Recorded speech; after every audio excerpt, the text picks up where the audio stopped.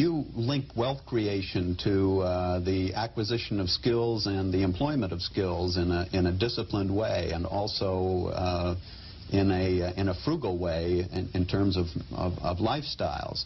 But others would attribute the generation of poverty, the obverse of wealth, to colonialism, imperialism, exploitation, economic exploitation. How do you handle those arguments? Well, insofar as those arguments are meant seriously, you can simply look at evidence. Insofar as they're purely political arguments, they're saying what people want to hear.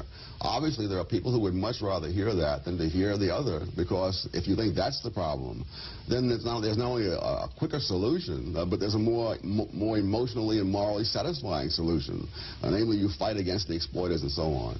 If you look at the Third World, for example, those parts of the Third World where the imperialist powers have come in have typically been the more advanced parts of it. They've been the most prosperous ones. Even if they weren't prosperous before they got there, they became the more prosperous parts. Those parts of the Third World that the imperialists have never touched are, almost without exception, the very poorest places on this earth. So you don't find any explanation for poverty and colonialism? The reverse, perhaps? Oh, absolutely. When the Romans, for example, invaded the British Isles, they conquered the southern part of Britain, but they never conquered Scotland. And for centuries thereafter, perhaps for 1,000 years thereafter, Scotland was far behind England in economic and cultural development, because England had the advantage of tying into the whole Roman civilization, and everything that it had created, to some extent, percolated down through the British.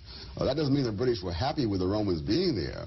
You know, 1,000 years later, Churchill could say, we owe London to Rome. But that's 1,000 years later, and Churchill didn't have to go through what those people went through.